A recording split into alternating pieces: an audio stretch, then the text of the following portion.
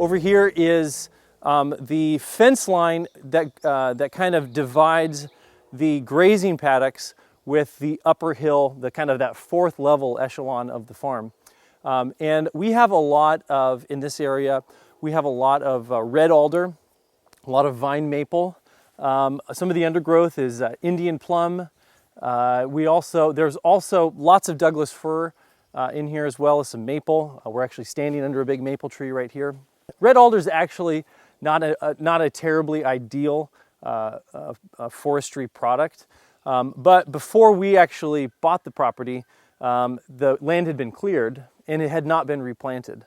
And when you don't replant a land like this, red alder invariably is what will propagate that forest. Red alder is a nitrogen fixing tree, but nitrogen fixing means that it's actually able to pull nitrogen from the air and put it into the ground. And because it's able to do that, the ground is healed. That nitrogen goes back into the soil that's been taken out from the logging process, and it makes way for newer species, better species of lumber to come through. One of the reasons why we have to fence off the trees, even though our property goes up the hill a long ways, is because goats are browsers. They don't just graze; they also browse. This is all just candy to a goat.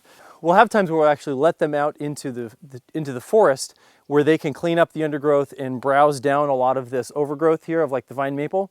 But if you leave them out here for anything beyond a few hours, then they'll come up to the trees and they'll start eating the bark.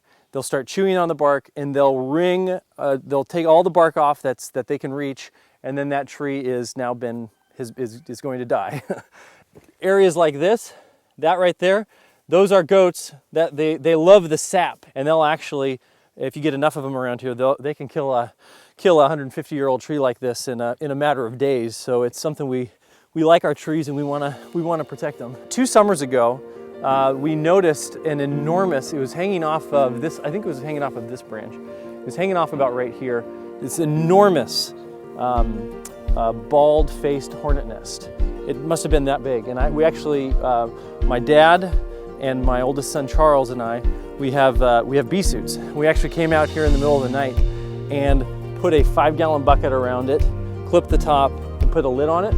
That's the kind of bee that will come, or the kind of hornet that will come and wipe out a beehive. So they are a pest. That was an exciting time and a good memory with this tree.